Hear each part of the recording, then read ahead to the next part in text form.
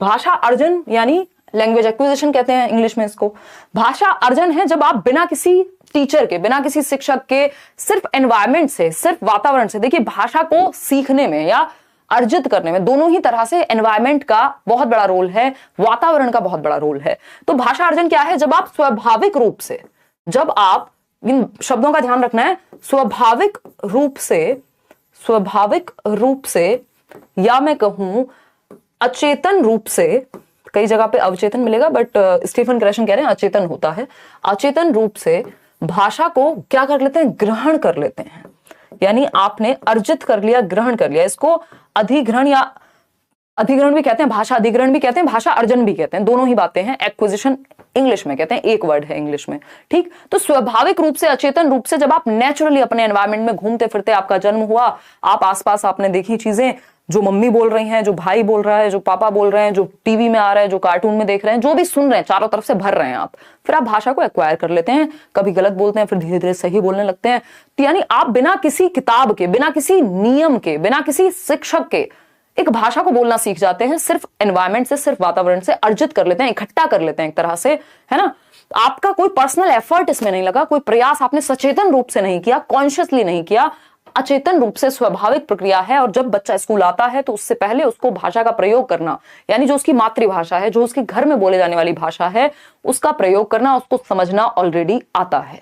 तो ये भी क्वेश्चन आता है कि जो आपकी मातृभाषा होती है, तो बच्चे के स्कूल आने से पहले उसके पास समझ होती है उस चीज की, उस भाषा को इस्तेमाल करने की, उस भाषा को समझने की, उस भाषा में अपनी बात कह सकने की। फिर वो स्कूल आता है तो वो सेकेंड लैंग्वेज, दूसरी भाषा सीखता है या अन्य भाषाएं सीखता है, ठीक। तो हम कहते भी हैं कि भाई बच्चे को उम्र के साथ बोलना आ जाता है। तो एक बच्चा जो अपनी बात नहीं कह पा रहा है, उसकी मम्मी कह रही है कि बेटा ये तो तुम्हारे पास, जेफरी ये तो अब तुमको आ जाना चाहिए, ये तो पार्ट ऑफ एजिंग प्रोसेस है। उम्र के साथ भाषा का बोलना तो स्वाभाविक बात है, ठीक। इतनी बात क्लियर है। हम सब ने ऐसी भाषा सीखी है, कोई आपको क्लासेस तो लगाई नहीं थी कि घर में बात करनी है, दूध मांगना है तो उसके लिए आप पहले क्लासेस में भाषा सीखने गए थे कि भाई मेरे को बता दो कि मम्मी से दूध कैसे मांगू। ऐसा तो नहीं हुआ था, ठीक है ना। देख देख करके, सुन सुन करके आसानी से आपने दिमाग में भर ली चीजें, ठीक है। कोई दिक्कत परेशानी, कोई दिक्कत नहीं है इस बात को समझने में, कोई एक्स्ट्रा बात नहीं करनी, फोकस यहीं रखना है, बिल्कुल टू द पॉइंट चल रहे हैं, एक भी बात व्यर्थ की नहीं करेंगे। भाषा अधिगम। अब भाषा अधिगम की जब हम बात कर रहे हैं तो भाषा अधिगम आप देख रहे हो बोर्ड पे पढ़ा रहे हैं। अभी वहां वो पार्क में बैठ के मम्मी और बेटा बात कर रहे थे या बेटी बात कर रहे थे पिछले वाले फोटो में, क्योंकि वो एनवायरमेंट में हो जाती है, खेलते कूदते हो जाती है, अचेतन प्रक्रिया है, स्वाभाविक प्रक्रिया है। जबकि भाषा अधिगम जो है वो सचेतन प्रक्रिया है, कॉन्शियस एफर्ट, प्रयास लगेंगे। यहाँ पे औपचारिक शिक्षा लेनी पड़ेगी, वहां अनौपचारिक थी चीजें आप अपने घर से सीख जाते हैं। औपचारिक क्या है? आप स्कूल जा रहे हैं, आप विद्यालय से सीखेंगे, आप नियम सीखेंगे, आप व्याकरण सीखेंगे भाषा का, तब जाकर के आप कहीं भाषा सीख पाते हैं जो दूसरी भाषा होती है, ठीक है ना। तब जाकर के आप वो भाषा सीख पाते हैं। इतनी बात क्लियर है। तो यहाँ पे किताबें भी होंगी। तो मुख्य अंतर भाषा अर्जन और अधिगम के बीच जो मुख्य अंतर है वो है भाषा के वातावरण का, क्योंकि भाषा अर्जन आप उस भाषा का करते हैं जो आपके वातावरण में होती है, उसको आप एक्वायर कर लेते हैं, सचेतन नहीं अचेतन ही रूप से, अनौपचारिक रूप से, बिना विद्यालय जाए, बिना शिक्षक के, बिना व्याकरण सीखे। यहाँ आपको व्याकरण भी सीखनी होती है, आप विद्यालय भी जाते हैं, आप सारे सचेतन प्रयास करते हैं, ठीक। तो ये मुख्य अंतर है अधिगम का और अर्जन का। इतनी बात क्लियर है। अगर दोनों में अंतर की बात करें तो मुख्य पॉइंट्स देख लेते हैं सिर्फ। क्या है ये? भाषा अर्जन और दूसरा है भाषा अधिगम।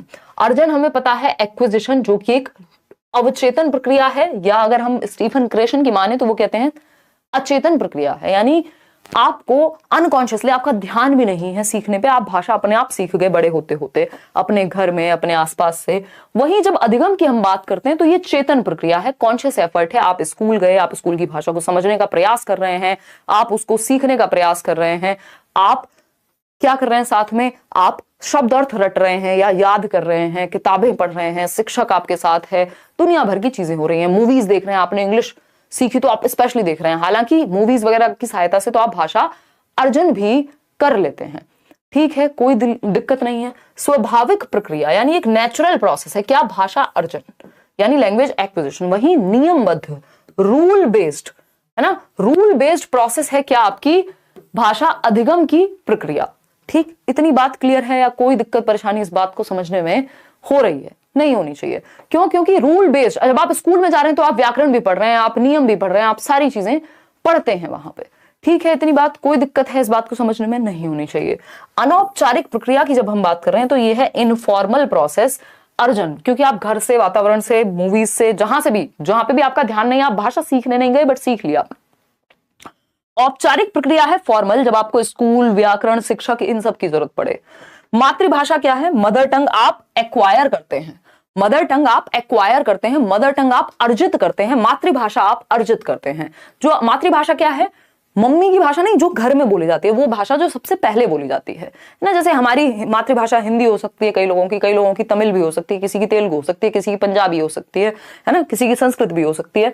तो जो घर में बोले जाने वाली भाषा है, जब आपने जन्म लिया और आसपास जो भाषा सबसे पहले आपके घर में बोली जाती है, वो मातृभाषा है। तो मान लीजिए हिंदी है और आपकी मातृभाषा हिंदी है, आपने एक्वायर कर लिया, अर्जित कर लिया हिंदी को बिना किसी प्रयास के, स्वाभाविक प्रक्रिया, स्वाभाविक रूप से, बिना किसी किताब के, बिना किसी टीचर के। वहीं जब हम दूसरी भाषा की बात कर रहे हैं तो दूसरी भाषा यानी कोई भी सेकंड लैंग्वेज या L2 हम कह देते हैं, आपको ये क्वेश्चन हिंदी में भी देखने को मिल सकता है। इसको हम L1 कहते हैं, जो भाषा आपने सबसे पहले सीखी है, मातृभाषा, मदर टंग, नेचुरल होती है। दूसरी भाषा लैंग्वेज 2 जो आप स्कूल जाके सीखते हैं, इसको लक्ष्य भाषा भी कह देते हैं, और इसको देशज या देशीय भाषा कह देते हैं, मातृभाषा को, यानी नेटिव लैंग्वेज भी कह देते हैं। स्पीड आज ऐसी रहने वाली है, स्पीड आप कम करके देख लीजिएगा जिनको ज्यादा समस्या हो। ठीक है ना, कोई दिक्कत, कोई परेशानी, कोई समस्या अगर है तो बता दीजिए, है ना। ये देखो, इस तरह के लोग, हम इनका क्या करें? इनको ब्लॉक करें, इनको अच्छा बुरा बोलें? मतलब कोई व्यक्ति कितनी मेहनत कर रहा है, इनका ध्यान उस पर है ही नहीं, है ना। ये कह रहे हैं मैम L2 संस्कृत वालों के बारे में बता दीजिए, क्यों नफरत है आपको संस्कृत से, और रेड इमोजी बता रहे हैं, है ना। तो मतलब सारी भाषाएं, एक व्यक्ति, फिर पंजाबी वाले आएंगे, वो कहेंगे अच्छा पंजाबी नहीं पढ़ाई आपने, है ना। कोई अंत है इस बात का? कैसी बातें करते हो यार, बैच में चले जाते हैं, वहां पढ़ लेते हैं, अरुण सर पढ़ाते हैं। देखिएगा, अगर हम बात करते हैं भाषा अर्जन और अधिगम के बीच की, तो मुख्य अंतर क्या है? वातावरण। कल और परसों जिनका पेपर है उनको बख्श दीजिए, आप डिस्ट्रैक्ट मत कीजिए एक्स्ट्रा कमेंट करके, है ना। अगर किसी का लेट भी है तो पेपर, तो वातावरण, इनका मुख्य अंतर जो है वो वातावरण है। क्लियर है बात? कोई दिक्कत, कोई परेशानी नहीं होनी चाहिए। तो मुख्य अंतर इन दोनों के बीच का वो वातावरण है, क्योंकि भाषा अर्जन के लिए आपकी मातृभाषा का वातावरण आपको घर पे मिल जाता है। अगर आपको दूसरी भाषा का भी वातावरण मिल गया होगा तो आप एक से अधिक भाषाएं भी अर्जित कर सकते हैं स्वाभाविक रूप से। यानी घर में अगर आपके इंग्लिश भी बोली जाती, हिंदी भी बोली जाती शुरू से ही, तो आप नेचुरली, स्वाभाविक रूप से एक्वायर कर चुके होते, हिंदी भी इंग्लिश भी। ठीक, चलिए अब लक्ष्य भाषा व मातृभाषा के बीच का अंतर समझ लेते हैं, एक ही मिनट लगेगी। लक्ष्य भाषा को हम टारगेट लैंग्वेज भी कह देते हैं, जब बच्चा स्कूल में जाकर के, क्योंकि अब हिंदी और इंग्लिश की पेडागोजी में अंतर बचा नहीं है, क्वेश्चन लगभग सेम ही देखने को मिल रहे हैं। तो लक्ष्य भाषा यानी जिसको सिखाने का लक्ष्य है, यानी स्कूल में जो भाषा सिखाई जा रही है। मान लीजिए आपके घर में हिंदी बोली जाती थी, स्कूल में टारगेट लैंग्वेज क्या हो सकती है? स्कूल में टारगेट लैंग्वेज होगी आपकी जो भी इंग्लिश है, या जिस भी स्कूल में आप हैं, संस्कृत है मान लीजिए, तो वो टारगेट लैंग्वेज हो गई, यानी जिसको टारगेट किया जा रहा है। तो लक्ष्य भाषा जनरली लैंग्वेज 2 में ही आती है, क्योंकि मातृभाषा लैंग्वेज 1 है। तो मातृभाषा आपकी, इसको देशीय भाषा भी कह सकते हैं, है ना, पहली भाषा भी कह सकते हैं, लैंग्वेज 1 भी कह सकते हैं। ठीक, और इसको लैंग्वेज 2 भी कह सकते हैं, या टारगेट लैंग्वेज या लक्ष्य भाषा भी कह सकते हैं। इसको आप देशीय भाषा या नेटिव लैंग्वेज भी कह सकते हैं। हिंदी में नेटिव भी लिख देगा, उसका कोई भरोसा नहीं है एग्जामिनर का। ठीक है ना, तो ये एक बेसिक बात है जो हमें यहाँ पता होनी ही चाहिए। ठीक, अगर हम बात करें मातृभाषा की, तो मातृभाषा का अर्जन किया जाता है, और अगर हम किसकी बात कर रहे हैं, जनरली अगर हम देखें सामान्य तौर पे, तो लक्ष्य भाषा को आप अधिगम करते हैं। अधिगम वो प्रक्रिया है, यानी लर्निंग, जिसमें आप एफर्ट्स यानी कि प्रयास करते हैं, अभ्यास करते हैं, वही, और सचेतन यानी कॉन्शियस एफर्ट्स लेते हैं। वही मातृभाषा में आप अचेतन रूप से सीख जाते हैं, सचेतन रूप से नहीं, अचेतन से या अवचेतन से अर्जित कर लेते हैं भाषा को स्वाभाविक रूप से। ठीक है, इतनी बात, कोई दिक्कत परेशानी अगर इस बात को समझने में हो रही है तो आप बता दीजिए। भाषा के क्या है? विविध रूप हैं, इसको लेकर के बात कर लेते हैं। तो भाषा के विविध रूप की जब हम बात करें तो एक रूप हो गया मातृभाषा, जिसको हम मदर टंग कहते हैं, जो आपके घर में पहली भाषा बोली जाती है, जिसको आप अर्जित करते हैं। दूसरी भाषा है राष्ट्रभाषा। राष्ट्रभाषा क्या है? नेशनल लैंग्वेज जिसको हम कहते हैं। क्या हिंदी भारत की राष्ट्रभाषा है? बताइए कमेंट करके, फटाफट से बताइए। अगर हम बात करें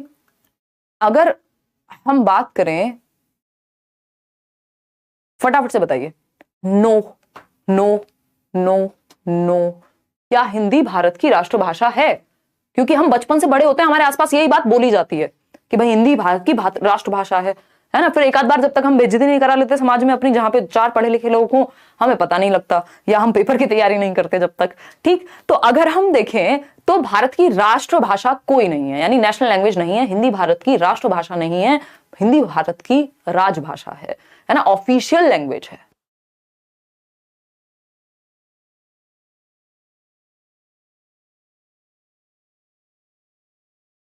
लाइक शेयर करते रहना है। आज दूसरा सेशन था तो इस चक्कर में ये वाला सेशन काफी लेट हो गया, बट हम इसको 1 घंटे में ही समेट देंगे। जो जरूरी बातें हैं वो कर लेंगे, अदरवाइज तो मैं पहले भी मैराथन ले चुकी हूँ, हिंदी के नोट्स भी आपको दे चुकी हूँ। ठीक, चलिए आगे बढ़े, समझे, जाने चीजों को। कोई दिक्कत परेशानी यहां तक हो तो आप बता सकते हैं। नो, ठीक है। तो हम अगर बात करें तो राष्ट्रभाषा हिंदी नहीं है, नेशनल लैंग्वेज हमारी कोई भी नहीं है, इतना हमें ध्यान में रखना है। ठीक, भारत की जो राजभाषा है वो है हिंदी। क्या है? हिंदी भारत की राजभाषा है, ऑफिशियल लैंग्वेज है। और किस एक्ट के तहत है, फटाफट से बताओ कमेंट करके। अभी कल परसों हमने इंग्लिश पेडागोजी में भी डिस्कस किया था, फटाफट से बताओ। जो अनुच्छेद है आपका 343(1) ठीक है, 343(1). और अगर हम बात करें ये एक्ट कब आया था राजभाषा का, तो राजभाषा अधिनियम आया था 1963 में, 1963 में, जिसको हम ओला भी कह देते हैं, ऑफिशियल लैंग्वेज एक्ट, यानी राजभाषा अधिनियम। ठीक, तो जिसके अनुसार जो राजभाषा है वो है हिंदी, आर्टिकल 343(1) में।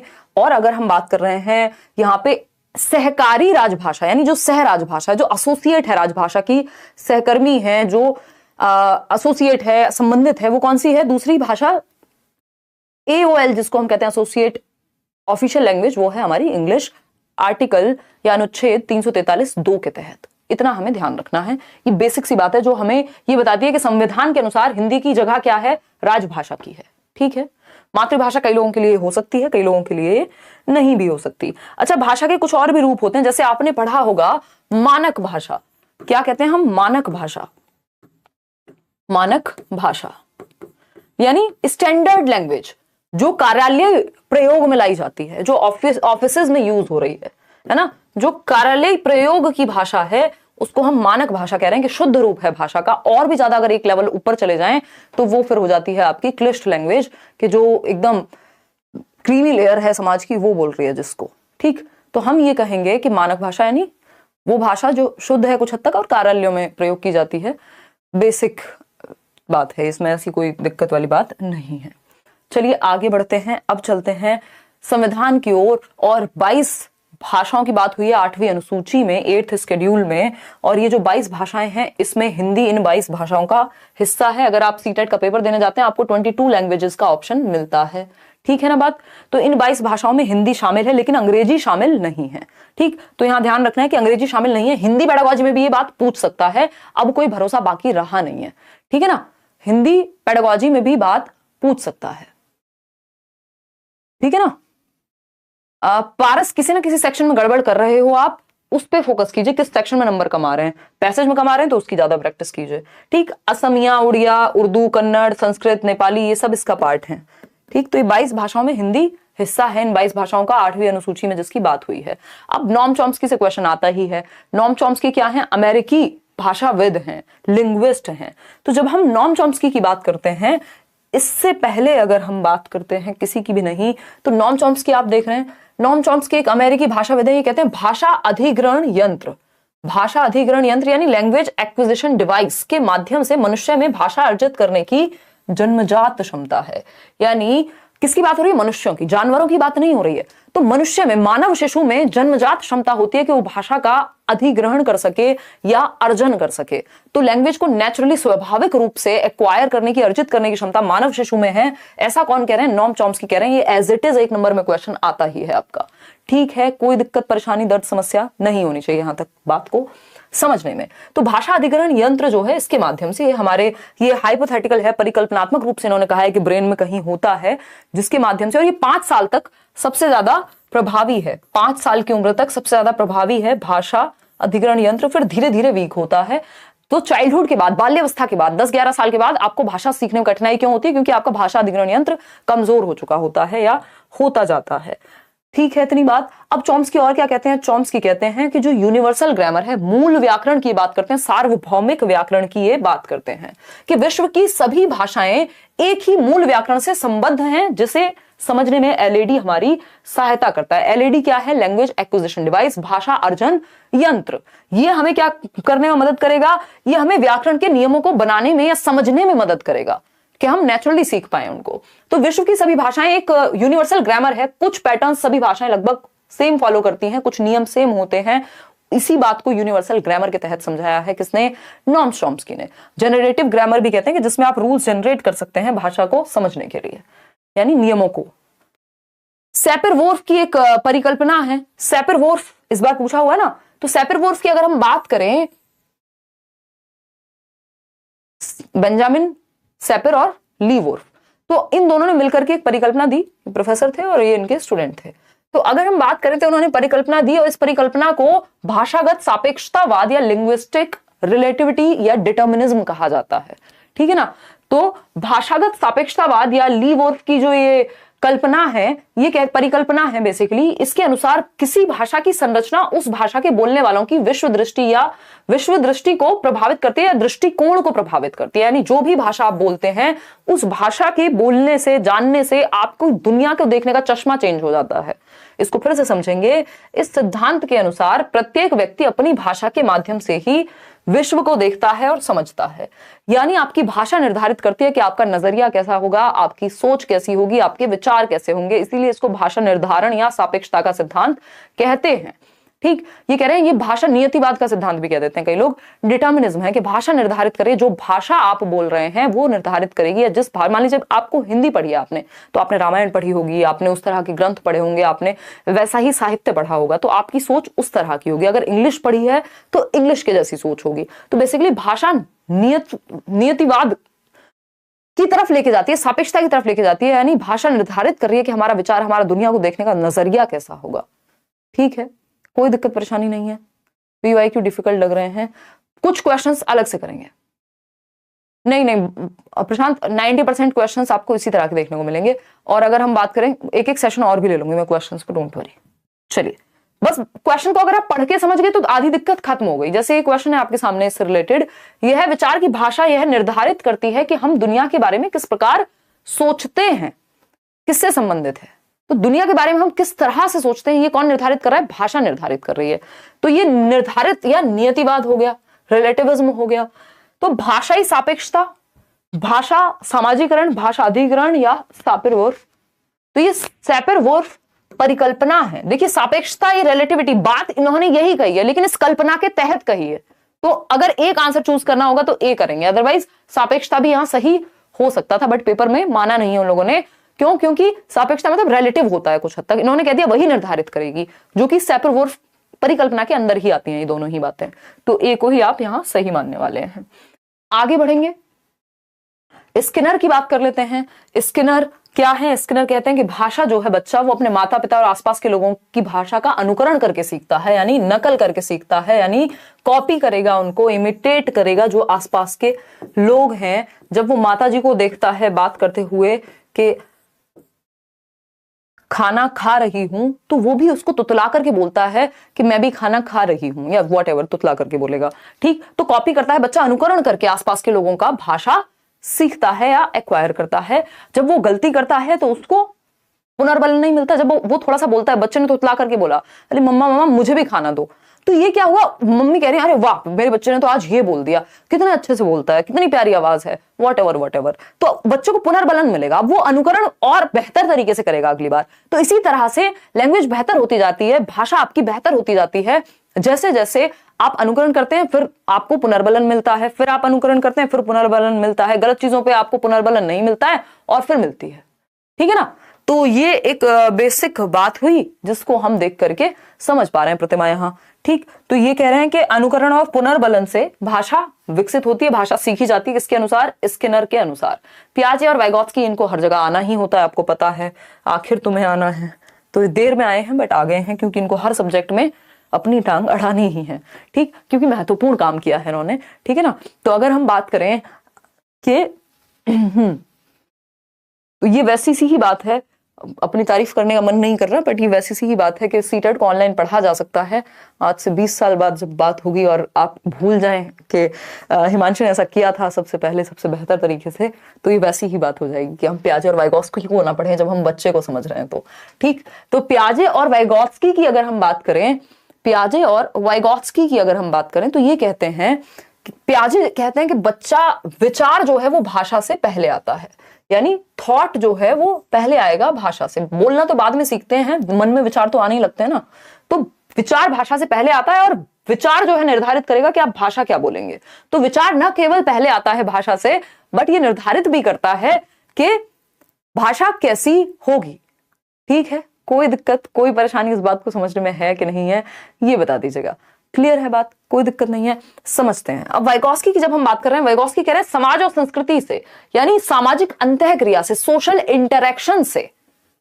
क्या होती है? सोशल इंटरैक्शन से, सामाजिक अन्योन्य क्रिया से भाषा सीखी जाती है। जब बच्चे आपस में 4 लोगों से बात करते हैं, बाहर निकलते हैं, लोगों को बात करते हुए देखते हैं।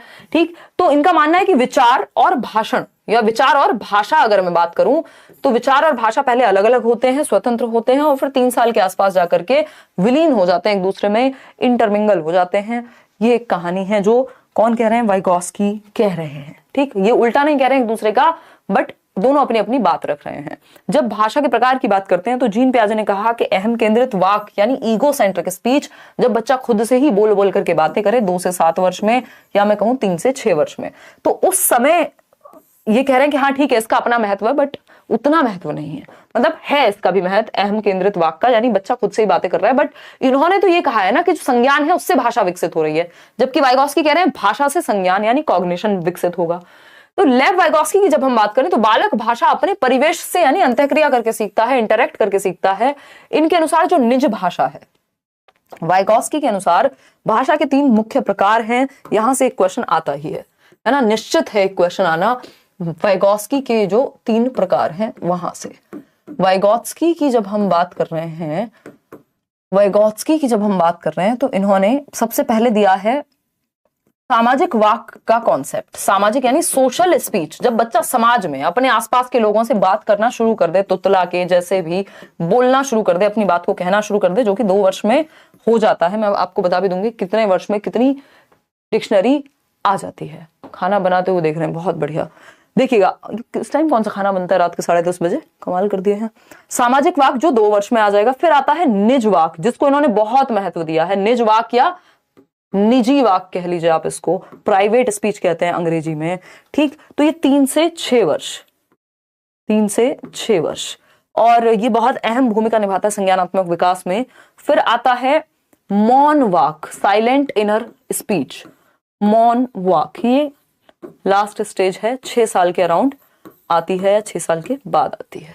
ठीक, तो यहां पे स्व निर्देशन देता है बच्चा खुद से ही बातें करके। प्राइवेट स्पीच मतलब जब वो खुद से बातें करे, यहां वो नॉर्मल अपनी नीड्स को फुलफिल करने के लिए, अपनी आवश्यकताओं के बारे में, मम्मी खाना दे दो, पापा पानी ला दो, वॉट एवर, ये बातें करना सीखता है 2 वर्ष में, जब वो 2 शब्दों को जोड़ के एक नया सेंटेंस, एक नया वाक्य बनाना सीखता है। फिर 3 वर्ष में वो खुद से ही बातें कर रहा है, अपना खिलौना जोड़ते हुए तोड़ते हुए, अरे इसको कहां लगाऊं, उसको क्या करूं।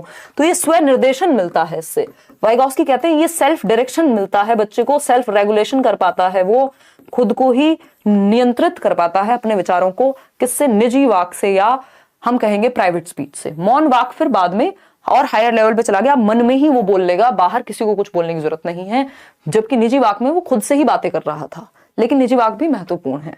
तो इतना बात हम ध्यान रखेंगे। कोई पजल बॉक्स को कपड़े की तह बनाते हुए बच्चा खुद से बातें कर रहा हो, अरे इसको ऐसे नहीं ऐसे फोल्ड करते हैं, खुद से बातें कर रहा है, तो ये निज वाक है, प्राइवेट स्पीच है। ठीक है, तो इन्होंने कहा ये जो निजी वाक है, ये जो प्राइवेट स्पीच है, ये बहुत ही महत्वपूर्ण है संज्ञानात्मक विकास में, कॉग्निटिव डेवलपमेंट में। ठीक है, इतनी बात। वाइगोत्स्की के अकॉर्डिंग तो सोसाइटी, कल्चर और लैंग्वेज, ये 3 महत्वपूर्ण चीजें हैं। अब स्टीफन क्रेशन आ गए हैं, ये अंग्रेजी आप छोड़ दीजिए, हिंदी में समझते हैं, क्योंकि आज हिंदी की कक्षा है। इतनी बात ठीक है या नहीं? ठीक है, कोई दिक्कत नहीं है। मैथ पेडागोजी कुछ करा दो कल तक, गुलशन कह रही हैं। कल नहीं, परसों कराएंगे यार अब मैथ्स पेडागोजी। इतने आप नोट्स पढ़ लीजिए वाले, और प्रीवियस मैराथन देख लो जो मैथ्स पेडागोजी की मैंने कराई हुई है, और कुछ क्वेश्चंस भी कराए इस बार।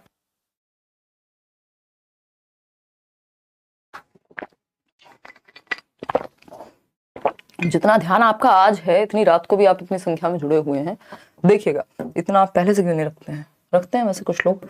अधिग्रहण सीखने की वैसे आप लोग बहुत संख्या में आप लोगों ने पूरी मेहनत से काम किया है, और जिन लोगों ने सच में मेहनत की है उनको पेपर में फल देखने को मिलेगा, मेहनत भी सही दिशा में। अधिग्रहण सीखने की परिकल्पना, यानी ये इनकी 5 हाइपोथेसिस हैं। स्टीफन क्रेशन कहते हैं, स्टीफन क्रेशन ने कहा कि जो भाषा है, यानी हम सिर्फ एक ही भाषा को एक्वायर नहीं कर सकते, अर्जित नहीं कर सकते, हम कई भाषाओं को भी अर्जित कर सकते हैं, हम दूसरी भाषा को भी अर्जित कर सकते हैं। तो स्टीफन क्रेशन कह रहे हैं, स्टीफन क्रेशन कह रहे हैं कि हम दूसरी भाषा को भी अर्जित कर सकते हैं, जैसे हम पहली भाषा को करते हैं। यानी मान लीजिए मैंने हिंदी सीखी, मेरे घर में हिंदी बोली जाती थी, इसी तरह से मैं अंग्रेजी को भी क्या कर सकती हूँ, अर्जित कर सकती हूँ, यदि कुछ बातों का ध्यान रखा जाए। तो ये कह रहे हैं कि जो दूसरी भाषा का अर्जन है वो भी हो सकता है, दूसरी भाषा को भी, दूसरी, हम क्वेश्चंस भी करेंगे लास्ट में, दूसरी भाषा को अचेतन रूप से अर्जित किया जा सकता है। अचेतन रूप से, यानी अगर आपको वो एनवायरनमेंट मिल जाए तो आप दूसरी भाषा को भी अर्जित कर लेंगे नेचुरली, जैसे आप पहली भाषा को करते हैं।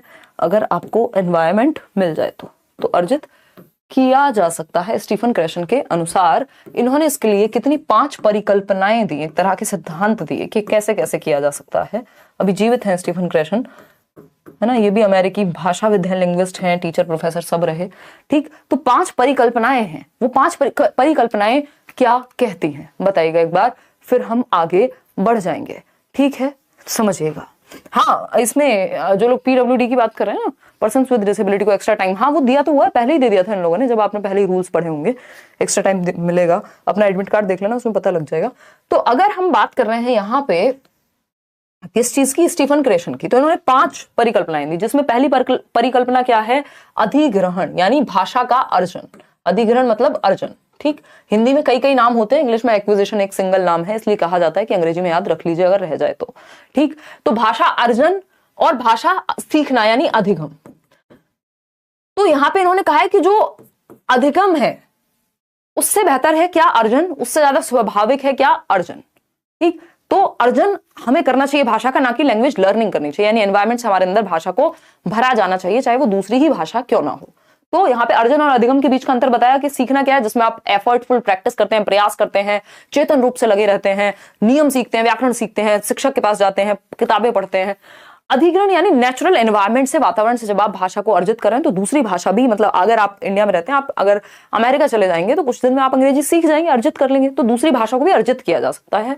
और अर्जन बेहतर है अधिगम के मुकाबले, क्योंकि वो ज्यादा स्वाभाविक होता है। बाद में हालांकि जो आपने भाषा अर्जित की है उसको आप स्कूल जाके सीखते भी है। भाई मान लीजिए हिंदी मेरी मातृभाषा, लेकिन मैंने स्कूल में जाके प्रॉपर सीखी भी तो फिर। ठीक, तो मॉनिटर परिकल्पना दूसरी परिकल्पना है। मॉनिटर का मतलब ही है कि आप क्या कर रहे हैं, ध्यान रख रहे हैं, आपके दिमाग में एक मॉनिटर है। जब आप भाषा सीखते हैं, आप सीखना भी छोड़ दीजिए, जब आप भाषा अर्जित करते हैं एनवायरनमेंट से, तो आपको बोलते हुए पता लग रहा होता है कि मैं खाना, कुछ भी बोल सकते हैं हम यहाँ पे, जैसे कुछ हो सकता है कि खा रही हूं, मैं खाना नहीं बोलते ना आप, मैं खाना खा रही हूं ये बोलते हैं। ठीक, तो अगर आपने नेचुरली भाषा को सुना है, मान लीजिए कोई मूवी में या आसपास से अर्जित किया है, तो आपके अंदर एक मॉनिटर होगा जो बताएगा कि अगर आप कुछ गलत कर रहे हैं तो वो एक्टिव हो जाएगा, वो आपको याद दिलाएगा यार ये मैंने शायद गलत बोल दिया है। तो ये मॉनिटर अगर बहुत ज्यादा एक्टिव होगा, बहुत ज्यादा सक्रिय होगा, तो क्या होगा कि आप बोल ही नहीं पाएंगे। भाई फिर जब आपका मॉनिटर ही काम करेगा, हर टाइम वो गलत और सही निकालता रहेगा, तो फिर बोलेंगे कभी, आप भाषा का प्रयोग कब करेंगे, तो सहजता खत्म हो जाएगी। तो मॉनिटर को बैलेंस्ड वे में रखना है, बहुत ज्यादा भी यूज नहीं करना, ओवर यूज भी नहीं करना और अंडर यूज भी नहीं करना, एक न्यूट्रल लेवल पे रखना है कि जब जरूरत हो तब आप कमियां भी ढूंढ पाए। इनपुट परिकल्पना, इनपुट परिकल्पना बहुत जरूरी है। इनपुट का मतलब है जो टीचर्स इनपुट देते हैं, या कोई व्यक्ति है जिसको वो भाषा आती है, वो इनपुट दे रहा है अपना कि भाई इसको ना ऐसे ठीक किया जा सकता है। तो बच्चों को स्कूल में क्या किया जाना चाहिए, हल्का सा +1 लेवल का इनपुट दिया जाना चाहिए। +1 क्या हो सकता है, आपको पता है बच्चे को इस लेवल तक का टास्क आता है, अब आप उसको हल्का सा डिफिकल्ट देते हैं, ना बहुत ज्यादा डिफिकल्ट और ना बहुत ज्यादा इजी, हल्का सा चैलेंजिंग, +1 इनपुट, ये पूछा जाता है पेपर में। प्रभावी निष्पादन परिकल्पना यानी इफेक्टिव होनी चाहिए जो आपकी जो भाषा, ये प्रभावी बेसिकली ये आपका संबंधित है किससे, आपके इमोशंस से। अगर इमोशंस बहुत ज्यादा प्रभावी हैं या आप बहुत एंग्शियस हैं तो आप भाषा का प्रयोग ठीक से नहीं कर पाएंगे। और अगर आप बहुत ज्यादा एंग्शियस नहीं हैं नॉर्मल हैं तो आप भाषा को नेचुरली यूज कर पाएंगे, जो कि आगे आता है प्राकृतिक आदेश परिकल्पना में। हालांकि आपको इंग्लिश में नाम इनका ध्यान रखिएगा, ये फालतू फालतू ट्रांसलेशन इस तरह के करने में गड़बड़ हो जाती है, क्योंकि ये थियरी है बेसिकली अंग्रेजी में ही। ठीक, तो ये पांचवा है जिसको हम नेचुरल ऑर्डर हाइपोथेसिस कहते हैं, कि हम इस तरह से प्राकृतिक ऑर्डर में लैंग्वेज को सीख सकते हैं अगर हम बात करें। ठीक, इतनी बात क्लियर है, कोई दिक्कत? ये नेचुरल ऑर्डर हाइपोथेसिस थर्ड में आता है कि आप ग्रामेटिकल स्ट्रक्चर्स को नेचुरल ऑर्डर में सीख जाते हैं, यानी ग्रामर यानी व्याकरण। भाई जो मेरी मातृभाषा है उसमें व्याकरण मैंने नेचुरली सीख लिया, मैं गलत नहीं बोल रही हूँ व्याकरणिक रूप से, क्यों? क्योंकि मैंने प्राकृतिक रूप से सीख लिया। तो इसके ऑर्डर को इस तरह से ध्यान रखना, इसमें थोड़ा मुझे लग रहा है एक आध आगे पीछे है।